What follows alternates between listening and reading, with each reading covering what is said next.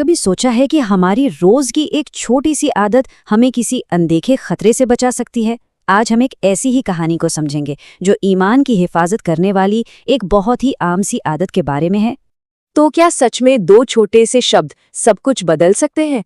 यही सवाल इस कहानी के दिल में है, जो दो बहुत अच्छी दोस्तों फातिमा और मिरहा के बारे में है। उनकी दोस्ती तो बहुत पक्की थी, लेकिन एक छोटी सी आदत का फर्क उनकी जिंदगी में बहुत कुछ बदलने वाला था।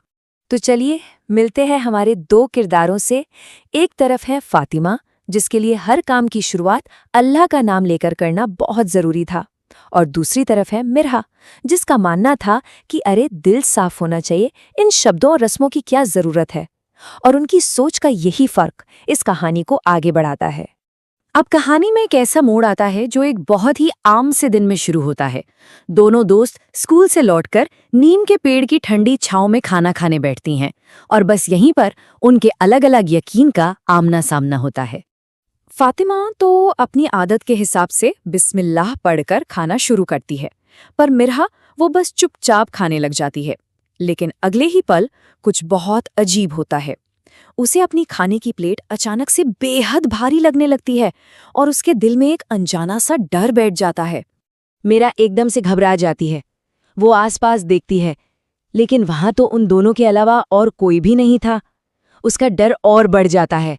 सोचिए, ये भारीपन आया कहाँ से? ये बेचैनी क्यों हो रही है? उसे कुछ भी समझ नहीं आ रहा था। और बात सिर्फ उस दोपहर की नहीं थी, ये बेचैनी उसके साथ घर तक चली गई। उस रात मिरहा को ठीक से नींद नहीं आई। उसे हवा में भी एक अजीब सी सरसराहट महसूस हो रही थी, और दिल बिना किसी वजह के घबरा रहा था। उसे ऐसा लग रहा था जैसे कोई है जिसे वो देख नहीं पा रही है। अगली सुबह जब वो नाश्ता करने बैठी और फिर से बिस्मिल्लाह पढ़ना भूल गई, तो वही खौफ वापस आ गया, और इस बार उसे एक बहुत ही धीमी डरावनी सी आवाज़ सुनाई दी, जो कह रही थी, जब अल्लाह का नाम नहीं लिया जाता तो मुझे जगह मिल जाती है। बस अब मिरहा के डर की कोई हद नहीं रहती। वो फौरन भागती है अपनी दोस्त फातिमा के पास, उसे अपनी सारी परेशानी बताने के लिए। उसे उम्मीद थी कि शायद फातिमा के पास ही इसका कोई जवाब होगा। तो फातिमा उसकी पूरी बात बड़े ध्यान से सुनती है और फिर उसे समझाती है कि बिस्मिल्लाह सिर्फ दो शब्द नहीं है, ये तो अल्लाह से हिफाजत और बरकत मांगने का एक तरीका है। ये एक तरह का ऐलान है कि मैं ये काम उस ईश्वर के नाम से शुरू कर रही हूँ जो सबसे ज्यादा रहम करने वाला है। फिर फातिमा उसे पैगंबर मोहम्मद सल्लल्लाहु अलैहि वसल्लम की एक हदीस बताती है कि जब कोई इंसान अल्लाह का नाम लिए बिना खाता है तो शैतान उसके खाने में शरीक हो जाता है। अब जाकर मिरहा को समझ आता है कि उसके डर और उस प्लेट के भारीपन की असल वजह क्या थी। तो अब सारी कड़ियां जुड़ रही थीं। वो जो दिल पर बोझ था, वो प्लेट जो भारी लग रही थी, और वो डरावनी फुसफुसाहट, ये सब उसी नेगेटिव मौजूदगी का एहसास था जिससे उसने जाने अनजाने में खुद ही दावत दे दी थी। फातिमा की बात सुनकर मिरहा की आंखों में आंसू आ जाते हैं।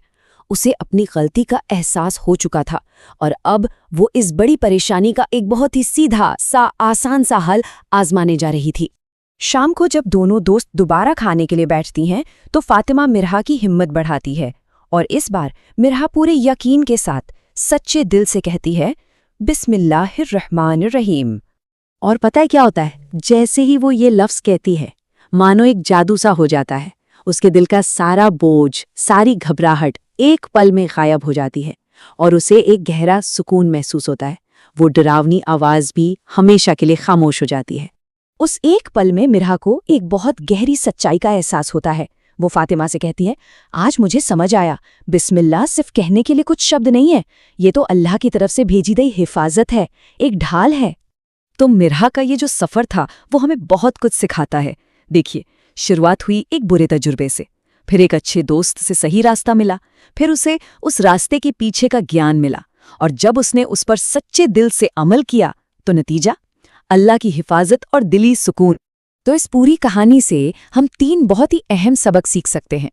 पहला, अल्लाह का नाम लेना हमें बुरी ताकतों से बचाता है।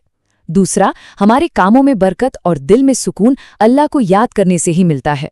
और तीसरा, एक सच्चा दोस्त वही है जो हमें सही रास्ते पर लेकर आए। तो आखिर में एक सवाल हम सबके लिए है, वो कौन सी ऐसी छोटी सी आदत है जिसे अगर हम ध्यान से अपना लें तो हमारे दिन में भी सुकून और हिफाजत का एहसास आ सकता है? इस पर ज़रूर सोचिएगा।